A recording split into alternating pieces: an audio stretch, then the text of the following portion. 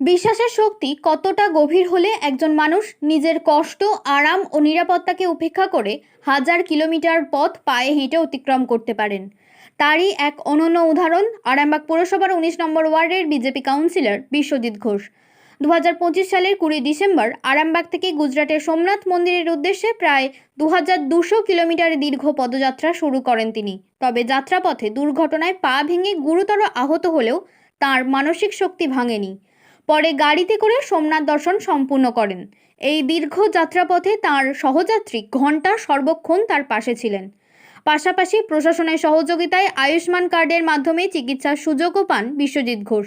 বাংলা, ঝাড়খণ্ড, বিহার, উত্তরপ্রদেশ, মধ্যপ্রদেশ হয়ে গুজরাট পর্যন্ত বিস্তৃত এই সফরে সাধারণ মানুষ, দলের নেতৃত্ব ও সংঘের কর্মকর্তাদের কাছ থেকেও সাহায্য পেয়েছেন তিনি। বিশেষভাবে উল্লেখযোগ্য, প্রতি ১০০ কিলোমিটার পথ অতিক্রমের পর ২০ মিটার করে দণ্ডি কেটেছেন তিনি, যা ছিল তার সাধনা ও আত্মনিবেদনের প্রতীক। এই যাত্রা তিনি উৎসর্গ করেছিলেন সাধারণ মানুষ, দলের কর্মী, নেতৃত্ব, সনাতনী হিন্দু সমাজ, ভারতীয় সেনা, সংবাদ মাধ্যম এবং দেশবাসীর মঙ্গল কামনায়। প্রায় ১ বছর আগে মায়ের মৃত্যুর শোক থেকেই এই সংকল্প নিয়েছিলেন বিশ্বজিৎ ঘোষ। তার কথায়, ভগবানের কাছে যা চেয়েছিলাম তিনি তা দিয়েছেন। আহত অবস্থায় ফিরেও হাতে ক্র্যাচ নিয়ে দলীয় প্রার্থী হেমন্ত বাগের সমর্থনে নির্বাচনী প্রচারে অংশ নেন তিনি।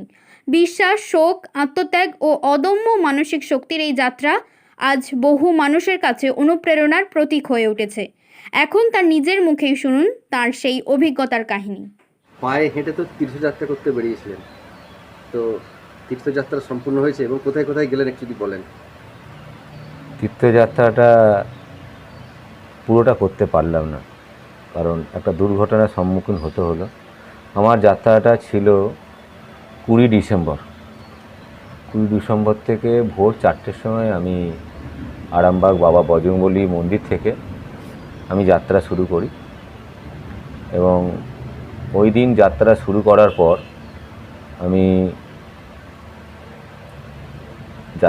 করার পর আমি প্রথম দিনেই আমি ৪২ কিলোমিটার রাস্তা কভার করেছিলাম এবং যাত্রাটা আমাদের জেলা অফিস পূর্ব বর্ধমান অফিসে সম্মানীয় অভিজিৎ দা আমাকে থাকার ব্যবস্থা করে দিয়েছিলেন। আপনি আসছে সেটাই আগে, এই হেঁটে তীর্থযাত্রা করা এই মাথায় চিন্তাভাবনাটা কোথায় গেল? না, এটা বিষয়টা হচ্ছে, এটা একটা বড় একটা ইতিহাস, মানে চ্যালেঞ্জিং ছিল। মানে চ্যালেঞ্জিংটা হচ্ছে, আমি পার্টিটা করতে যখন আসি তখন আমি মনে মনে একটা শপথ করেছিলাম যে যদি আমি কোনোদিনও যদি আমি কোনো প্রশাসনিক বিভাগে যাই এবং যাবার পর যদি আমি আসতে পারি, তো সেই আসার কারণে আমার মনে মনে একটা শপথ ছিল যে পায়ে হেঁটে বাবার কাছে জল ঢালে আসবো। এবং তারকেশ্বরও ছিল, সামনে ছিল, বাবা বৈদ্যনাথ ধামও ছিল। তো এরকম ১২টা জ্যোতির্লিঙ্গের মধ্যে টার্গেট করেছিলাম। এখন ক্ষেত্র বিশেষে আমাদের ৫ বছরের মধ্যে আমার একটা টার্গেট আছে, যে কোনো একটা সময় সিদ্ধান্ত থাকে। তো আমি সিদ্ধান্ত নিয়েছিলাম, যখন প্রার্থী হয়ে জয়লাভ হই তখন আমি মনে মনে সিদ্ধান্ত নিয়েছি আমি যাব ১২টা জ্যোতির্লিঙ্গের মধ্যে যে কোনো একটা। এখন প্রত্যেক বছর এই যাব, আজ যাব, কাল যাব বা এই করতে করতে না, মানে একটা সময় পেরিয়ে আসে। মা মধ্যেখানে গত হওয়ার পর ওখানে ১ বছর মাতৃবিয়োগের ১ বছর যে ঔষধ পালন, সেটা আমরা সনাতন হিন্দুরা করি, তো সেখানে আমার ১ বছর পার করে যায়। তারপর পরিবেশের কাজের চাপ, প্রশাসনিক কাজের চাপ, সেই কাজের চাপের জন্য আমি করতে পারিনি, তো সেই কারণের জন্য স্টপ হয়ে গেছিলো। তারপর দ্বিতীয়বার আবার পুনরায় শুরু হয় মাতৃবিয়োগ পরিচালনা শেষ করে। এবার যখন যাত্রা শুরু করব, এবার কীভাবে শুরু করবো আমার নিজের জ্ঞাতার্থ ছিল না। তখন আমি গঙ্গায় স্নান করতে নামি পূর্ণিমাতে। তো পূর্ণিমায় জল তুলি, মানে যেদিনকে যাব তার ১৫ দিন আগে পূর্ণিমা ছিল। তো পূর্ণিমাতে আমি জল তুলি মনে মনে আমি ১২টা জ্যোতির্লিঙ্গের নাম আমি নিচ্ছিলাম। কাশী বিশ্বনাথ, বৈদ্যনাথ ধাম, বাবা সোমনাথ, মানে ওঙ্কারেশ্বর, মহাকালেশ্বর, এরকম নাম নিতে নিতে মানে জল নিয়ে উঠছি, তখন বাবা সোমনাথ নাম আসে।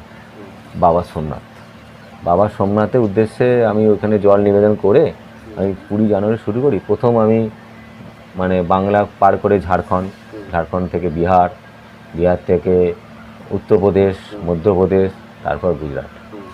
এবং রাস্তায় এত মানুষের ভালোবাসা, আমার এটা যদি পায়ে হেঁটে না বেরোলে আমি বুঝতেই পারতো না যে মানে আমাদের মতন যারা পরিযায়ী যাত্রা যারা করে, যারা ধর্মীয় যাত্রা করে, মানে এতটা ভালোবাসে, সেটা আমি প্রত্যেক দিন আমাদের 5 স্টার থাকার জায়গা ছিল না, আমার শোয়ার জায়গা ছিল রাস্তায়, কারোর ঘরে, কেউ ডাকতো, বেশিরভাগটাই আমি রাস্তায় কাটিয়েছি, বেশিরভাগ মন্দিরে কাটিয়েছি এবং কাটিয়ে গেছি। এবং রাত্রে অটোমেটিকই আমাদের কাছে খাবার চলে আসতো, মানে অনেক কিছু দৃশ্যের সম্মুখীন হয়েছি, জঙ্গলে পেরোচ্ছি, মানে ঘন্টার পর ঘন্টা। এই যাত্রাটা কি পুরোটা একাই না সহযাত্রী কেউ ছিল? না, আমার সঙ্গে একটা ভাই ছিলেন, সোমশুব্র চৌধুরী, তার কাছে একটি বাইক ছিল, বাইকের মধ্যে আমার ওই খাবার সরঞ্জাম, বিছনার সরঞ্জাম, শীতকালের সময় গিয়েছিলাম, মানে শোবার সরঞ্জাম একটা মোটা জাতীয় জিনিস ছিল, ভাই গাড়ি নিয়ে যাচ্ছিলেন এবং তার সঙ্গে আমি হেঁটে যাচ্ছিলাম। আমার হাঁটা ওই 20, 25, 30, 35 এরকম করে হাঁটা হতো, হাইস্ট 60 কিলোমিটার হেঁটেছিলাম। তো যেতে যেতে মানে একদিন কাশী বিশ্বনাথে, সেখানে আমার উত্তরপ্রদেশে যোগাযোগ হলো, ওখানকার একজন আমাদের কাউন্সিলর, তো উত্তরপ্রদেশেরই কাউন্সিলর, তো সে দাদা আমাকে, মানে ওইখানে যে এরিয়াটা, সেটা যে বাঙালি টোলা বলে একটি জায়গা আছে, 52 নম্বর ঘাট, কাশী বিশ্বনাথের 52 নম্বর ঘাটের ওইখানকার ওই কাউন্সিলর, তো উনি আমাকে থাকার ব্যবস্থা করে দিয়েছিলেন। তো তারপর ওখান থেকে বেরিয়ে আসার পর আমি মধ্যপ্রদেশ যখন পাস করি, মধ্যপ্রদেশে সেখানেও আমার একজন রাজনৈতিক, মানে একের ওপরে কানেক্টিভিটি হচ্ছে, তো যোগাযোগ ব্যবস্থা, তার মাধ্যম দিয়ে যোগাযোগ, বিশেষ করে আমি খুব সাপোর্ট পেয়েছিলাম সঙ্ঘের মানুষদের কাছে, যারা রাষ্ট্রীয় স্বয়ংসেবক সংঘ, এবং তারা প্রচণ্ড পরিমাণে আমাকে সাপোর্ট করেছিলেন। জানি না আমি মানে কী মাধ্যম দিয়ে, কোথা দিয়ে পেয়েছিলাম, তো যাই হোক, আমি মহাদেবের কৃপায় তাদের সকলের ভালো হোক, মঙ্গল হোক, কারণ আমি একজন সাধারণ ঘরের মানুষ হয়ে সেই যাত্রায় অংশগ্রহণ করেছিলাম। আমাকে মানে একের পর একটা কানেক্টিভিটি, মানে তুমি 25 কিলোমিটার দূরে কোথায় যাবে, তোমাকে কে হেল্প করবে, মানে এই এত সুন্দর রাষ্ট্রীয় স্বয়ংসেবক সংঘের যে বিচারধারাটা। আমি একজন স্বয়ংসেবক, আমিও প্রাথমিক বর্গ করেছি, আমার প্রাথমিক বর্গ আমি বাংলাতে করেছি, কিন্তু ওখানে যে বিচারধারাটা পুরোপুরি আলাদা, মানে এত সুন্দরভাবে আমাকে সাজিয়ে রাখা, থাকা, তারপরে কানেক্টিভিটি, এগুলো সব এত সুন্দর যোগাযোগ, এটা আমি মানে সংঘকে অসংখ্য ধন্যবাদ জানাই। মানে বলতে পারবো না, আমি এর দিশা ইশারা আমি কোনো মাপকাঠিতেই বোঝাতে পারবো না, কারণ আমার এমন একটা সিচুয়েশন হয়ে গেছিলো, আমার কাছে পয়সা শেষ হয়ে গেছিলো, মানে পয়সাটা শেষ হয়ে গেছিলো, কিন্তু নিরুপায়। আমার কাছে ফোনপে ছিল, ফোনপে পয়সা ছিল, দেখতে পাচ্ছি আমার কাছে পয়সা আছে, কিন্তু আমি তুলে খেতে পাচ্ছি না, তুলতে পারছি না, মানে ওইটা গেছো আমার টানা 20-25টা দিন। আচ্ছা, এই যে এত দূর আপনি জার্নি করলেন, এর মধ্যে বিশেষ কোনো কিছু ঘটনা মনে আছে রাস্তায়? অবশ্যই, আমি একটা জঙ্গল দিয়ে যাচ্ছি, সেই জঙ্গলটা 10 কিলোমিটারের রাস্তা, জঙ্গল, 3:30, 3:45 বাজে, সেটা বিরাট ক্রস করে, মানে আমি এবার মধ্যপ্রদেশ ঢুকবো, তো সেখানে একটা জঙ্গল প্রায় 10-12 কিলোমিটার, এবং যেমন আমাদের জয়পুরের জঙ্গল এরকম জঙ্গল, তো জয়পুরের জঙ্গলে যেমন 12 কিলোমিটার, ঠিক ওরকমই জঙ্গল পার করে আছে। এবং যখন পেরোচ্ছি আমি রাস্তা দিয়ে দেখছি গাড়ি অ্যাক্সিডেন্ট হয়ে পড়ে আছে, মানে সেইগুলোর কেউ, পুলিশ প্রশাসন সেগুলো কোনো রকম কোনো করে না, এরকম চারিদিকে অ্যাক্সিডেন্ট হয়েছে। তো ঠিক সন্ধে নেমে আসছে, আমাকে ওই জঙ্গলটা পার করতে লেগেছিলো প্রায় 10টা থেকে 10:30 পর্যন্ত, 3:30 শুরু করেছিলাম, 12 কিলোমিটার রাস্তা পৌঁছাতে আমার সময় লেগেছিলো। তো রাস্তার মধ্যে, জঙ্গলের মধ্যে কোনো দোকানও ছিল না, মানে জল কিনে খাবো কোনো কিছু ছিল না। তো এমন একটা সন্ধিক্ষণে, মানে রাস্তাটা পেরোচ্ছি, আমার ইশারায় আমি বুঝতে পারি আমার পাশে কেউ দাঁড়িয়ে আছে, বুঝতে পারছি যে আমার পাশে কেউ দাঁড়িয়ে আছে, কিন্তু আমার মনে হলো ওইখানটা একটা সাপ রাস্তা ক্রস করছে, তো আমি বুঝতে পারছি সাপ হেলে আসছে, এটা একটা। এবার আমি অলরেডি ভিডিও করতে যাচ্ছি, এবার আমি মহাদেবকে নাম করে আমার সকল ভক্তদেরকে বলছি, হর হর মহাদেব, ওম নমঃ শিবায়, জপ করতে যাচ্ছি, যে আমার মনে হলো যে ওটা কেউ যাচ্ছেই, এবং এমন একটা সিচুয়েশনে আমি না পারবো পিছাতে, না পারবো আগাতে, না পারবো ছুটতে, মানে গাড়িও একটা খুব দ্রুত গতিতে এগিয়ে যাচ্ছে ন্যাশনাল হাইওয়ে। তো সেই সন্ধিক্ষণের মধ্যেখান দিয়ে আমি যখন ওই সাপটাকে ক্রস করে ফেলছি, মনে হয় সাপের গায়ে পা দিচ্ছি, তখন আমি মহাদেবকে তৎকালীন পর্যন্ত ডাকেছি হর হর মহাদেব। তো তারপর পেরিয়ে যখন যাচ্ছি, তখন ফ্ল্যাশ লাইটে যখন মোবাইল এটা দেখাচ্ছি, দেখেন একটা শেকড়, গাছের শেকড় একটা লতা মতন পড়ে আছে। তো আমি বুঝতেই পারলাম না অ্যাকচুয়ালি ঘটনাটা কী হলো। আবার একটা ঘটনা যেটা খুব মনে আকর্ষণ, সেটা হচ্ছে আমাদের মা নর্মদা, যেখানে মা গঙ্গাও স্নান করতে আসেন। তো আমি ওখানে সিচুয়েশানটা হয়ে গেছিলো, ওখানেও আমার একই সিচুয়েশান, পয়সা ছিল না, অভাব ছিল, কিন্তু আমি দেখতে পাচ্ছি আমার অ্যাকাউন্টে পয়সা আছে। কিন্তু আমার যে ভাই সহকারী, সে আমার খুব হেল্প করেছিল। তো আরামবাগ থেকে আমি কাউকে বলি যে এরকম সমস্যা হয়েছে, আমি তোকে না যেয়ে পয়সা দিতে পারবো না, তুই আমাকে একটু হেল্প কর। বলে হ্যাঁ দিচ্ছি। সে যথারীতি কোনো একটা এটিএম কাউন্টারে গেছে। তো 2 দিন খাওয়া হয়নি, তো দিশাহারা কোথায় কাকে বলবো। মানে আমরা খাবার জুটেনি 2 দিন? খাবারও জুটে না, খাবার তো জুটতোই না, খাবার জুটতোই না। আমরা যাত্রা শুরু করেছি, প্রথম কথা মাছ মাংস আমি খেতে পারবো না, রান্না করে খাওয়ার সরঞ্জাম আছে, খাবার সময়ের অভাব আছে, কারণ আমাকে ভোরবেলা আবার হাঁটতে হবে। তো আমার টার্গেট ছিল আমি 3 মাসে কভার করবো, এটা টার্গেট ছিল, কারণ আমাকে প্রতিদিন 30 কিলোমিটার 35 কিলোমিটার গড়ে আমাকে হাঁটতে হবে, এটা টার্গেট ছিল। তার মধ্যে রেস্টের ব্যাপার ছিল। তারপরে এটিএমের ঘটনাটা বলুন। এটিএমের ঘটনা, এবার মা নর্মদার তীরে মা ওমকারেশ্বরে বসে আছি, আর খিদে পেট জ্বলছে, এবং খাবো কি, এবার ভান্ডারাও অতিরিক্ত হয়, ভান্ডারাও হয়নি। এবার ভান্ডারার দিশায় আমি বসে আছি, হঠাৎ করে সন্ধে নেমে আসছে, বেটা কিছু খাবি, মানে হিন্দিতে বলে কুছ খায়গা বেটা, একজন বলছেন, একটা মা এসে বলছে। আচ্ছা, হ্যাঁ হাম তো ভুক লাগিয়ে, হ্যাঁ। তো সন্ধেবেলা ঠিক, মানে আমরা যখন সন্ধ্যা আরতি করি, তখন ঠিক মহাদেবের কাছেই বসে আছি। একটা মহাদেবের একটা জ্যোতির্লিঙ্গ ছিল, সেখানে জ্যোতির্লিঙ্গ নয়, মানে শিব প্রতিষ্ঠিত শিব করেছিল ওখানকার স্থানীয়রা। আমি মহাদেবকে বলছি, মা বাবা গো কী হবে গো, খিদে পাচ্ছে, পয়সা নেই, পকেটে পয়সা আছে কিন্তু খেতে পাচ্ছি না, কি হবে।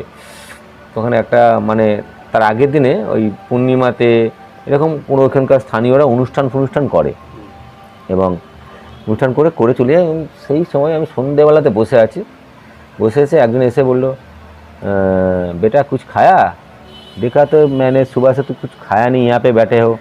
नहीं माँ भूख लगी तो है, कहाँ पे मिलूँगा, मेरे पास पैसा है, रुपया नहीं उठा, मेरा फ़ोन लॉक हो गया। तो मैंने बोला उसको, तो बोला ठीक है ये ले खा ले, भूख लगी है खा ले। तो जल दिलो একটা, मेरा वहाँ पे दुकान है, तुम वहाँ पे जाओ, वहाँ पे दे देना। हाँ ठीक है। আমি ওকে দেখলাম সে যাচ্ছে, এবং সেটা আমি আপনাদেরকে বলতেই ভুলে গেছিলাম, যাচ্ছে, যেতে ও দোকানের মধ্যে বসলো। আমার মানে আমি যে আপনাকে দেখছি, আমার মুখটা আমি স্মরণ করছি, তার মানে খাবার পর আমি ওখানে যে ওই মহিলা যে মা খাবারটা দিল, তার মুখটাকে আমি কিছুতেই স্মরণ করতে পারছি না যে ওই খাবারটা দিচ্ছি, কিন্তু ওরকম একটা ধাঁচের বসে আছে, ওই দোকানে বসে আছে, কিন্তু ওকে আর স্মরণ করতে পারছি না যে এই ছিল কি না। তো যাই হোক, মা নর্মদা ওই একটা ব্যবস্থা স্মৃতি করেছে। মানে আমরা যেটা শুনেছি, পুরীতে বা ধরুন কাশী বিশ্বনাথ ধামে কেউ গেলে কেউ অভুক্ত থাকে না, এবং আমিও অভুক্ত থাকিনি, এবং পাইনি নয়, আমার কাছে খাবার আছে, সময়ের অভাবে আমি পেরে উঠতে পারিনি।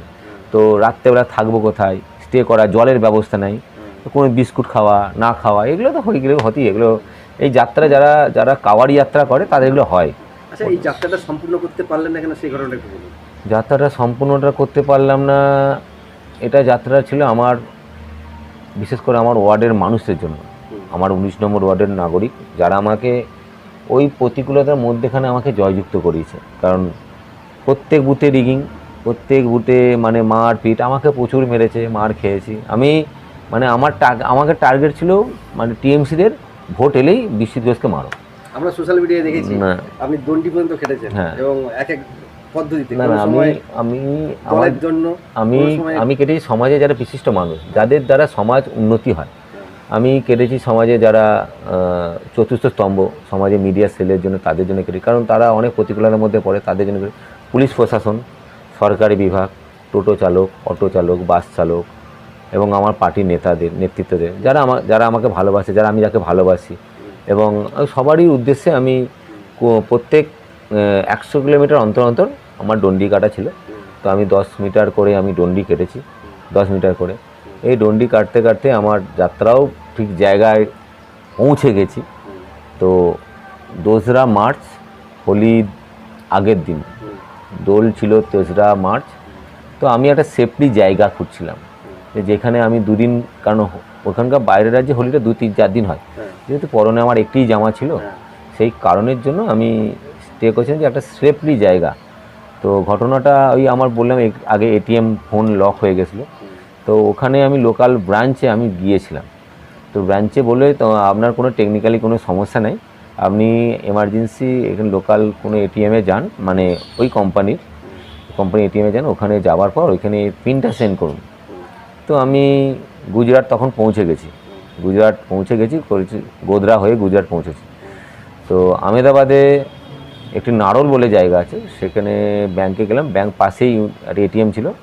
তো আমি যাচ্ছিলাম, যেতে যেতে ঘটনাটা, একটা রাস্তা ছিল এরকম, মানে সামনে বড় রাস্তা ছিল, তার পাশে একটা স্লোপিং রাস্তা ছিল, মানে এরকম ঢালু টাইপের। সে ঢালু টাইপ রাস্তাটা পাথরের টাইপের রাস্তা ছিল, সেটা স্লিপ করে এবং মাথাটা ঘোরে একটা পায়ের ওপর ভর হয়ে টোটাল শরীরে পাটা ভর পড়ে, তারপরেই আমি উল্টে যাই, ফটাস করে পাটা আঙুলটা মুট খায়, পড়ে যায়। ওইখানেই আমার যাত্রা স্থগিত হয়। তো ওইখান থেকে যা রাস্তা ছিল 230-40 কিলোমিটার রাস্তা। গুজরাটে যে আমরা যাত্রাটা শেষ হলো এই দুর্ঘটনার জন্য, হ্যাঁ, তো পাটি ভেঙে গিয়েছিল, পাটা ভেঙে গেছিলো পায়ের। তারপর কি করলেন? তারপর ওখানকার স্থানীয় মানুষরা, তারপর আমার সহকারী যে ভাই, তার অক্লান্ত পরিশ্রম, তার যে সাপোর্ট, মানে শোধ আমি করতে পারবো না, কিন্তু সেই সময় মানে ওর সাথ আমি খুব পেয়েছিলাম। আমার যাকে আমরা সোমশুভ্র চৌধুরী, ব্যাকেটে যাকে আমরা ঘন্টা বলে চিনি, আরামবাগী বাড়ি, আমার বুথেই বাড়ি, আমার ভাই হয়, তার সাপোর্ট আমি পেয়েছিলাম। সে আমাকে 15 দিন এত যত্ন করেছিল, হ্যাঁ, এবং এত সাপোর্ট করেছিল আমার টয়লেট ল্যাট্রিন থেকে পরিষ্কার করা থেকে, মানে বলা যাবে না এগুলো, মানে অন্তর থেকে না বললে বলা যাবে না। আচ্ছা, প্রচুর করে। আপনি যে ওখানে গুজরাটে ভর্তি হলেন, ওখানে রইলেন, এই সমস্ত কিছু ব্যবস্থা সংঘ থেকে সাহায্য পেয়েছিলেন? দেখুন, ব্যাপারটা হচ্ছে আমি কে করেছিল আমি জানি না, তো আমি বিশেষ সূত্রে আমি খবর পেলাম, মানে অনেকের মাধ্যম ধরে, আমাদের ভারতীয় জনতা পার্টির প্রাক্তন সংগঠন মন্ত্রী, আমাদের পার্টির একজন সুসংগঠক ছিলেন সুব্রত চট্টোপাধ্যায় মহাশয়, এবং আমাদেরই একজন পার্টির কলিগ রাকেশ কুন্ডু, তার মাধ্যম ধরেই যোগাযোগ করে আমাদের গুজরাটের পার্টির সংগঠন মন্ত্রী তার সঙ্গে যোগাযোগ করেন। তার মাধ্যম ধরেই ওখানকার স্বাস্থ্যমন্ত্রী এবং ওখানকার বিধায়ক এবং স্বাস্থ্যমন্ত্রীর সঙ্গে আমার ফোনে কথা হয় যে এরকম ফোন এসেছিলো, এবং ওখানকার জেলা সভাপতি আমাকে ফোন করেন, এবং বিধায়ক তিনি নিজে দায়িত্ব নিয়ে এসেছিলেন, এবং দায়িত্ব নিয়ে সব কিছু মানে 1 ঘন্টায় পরিষেবা, যেটা বলে আয়ুষ্মান ভারত, ওর সাপোর্টে আমি, মানে আমার এখানে আয়ুষ্মান কার্ড হয়নি, কিন্তু ওখানে আমি আয়ুষ্মান কার্ড আমি পেয়েছি, 1 ঘন্টায় পরিষেবা। এবং এটা যদি আমি প্রাইভেট হসপিটালে আমি ট্রিটমেন্ট করতাম, আমার প্রায় অনেক লক্ষাধিক টাকার মতো খরচ। আয়ুষ্মান কার্ড আপনি ওখানে পেয়েছিলেন?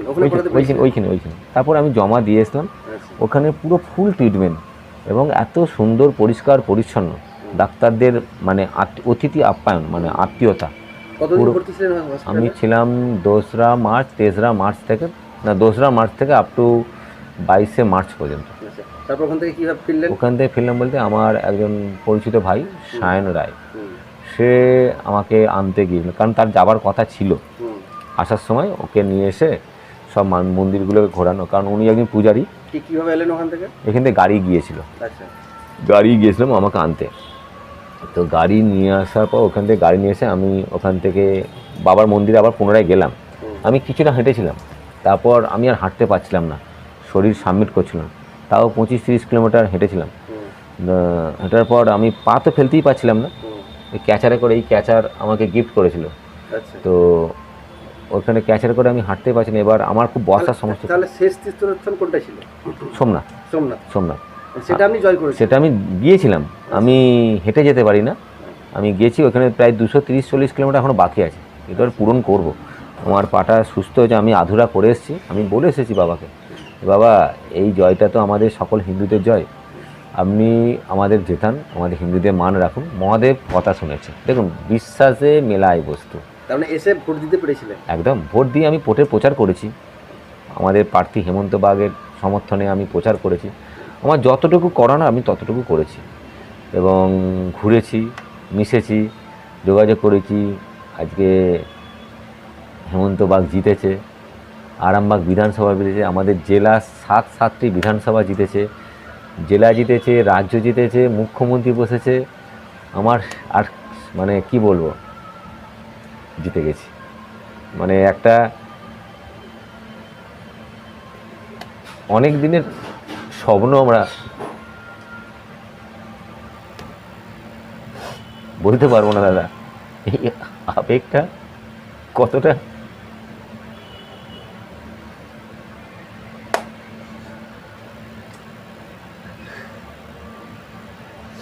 অসংখ্য ধন্যবাদ আপনাকে আমাদের এই সময় দেওয়ার জন্য এবং পুরো বিস্তারিত বললেন। আমরা বুঝতেই পারছি উনি অত্যন্ত আবেগপ্রবণ হয়ে গেছেন। ধন্যবাদ। শীততাপ নিয়ন্ত্রিত অত্যাধুনিক রেস্টুরেন্ট ময়ূখ রেস্টুরেন্ট। এখানে পাবেন চাইনিজ, পোলাও, বিরিয়ানি, তন্দুরি সহ সমস্ত রকম খাবার। এছাড়াও কাস্টমারদের সুবিধার্থে হোম ডেলিভারির বিশেষ ব্যবস্থা রয়েছে। পাশাপাশি যে কোনো অনুষ্ঠানের জন্য ভাড়া দেওয়া হয়। আমাদের ঠিকানা থানাকুল হেলান সংলগ্ন তিলক চক। Phone number 8617492616 9732162360। সেরা খাবারের স্বাদ পেতে আজই আসুন ময়ূখ রেস্টুরেন্টে।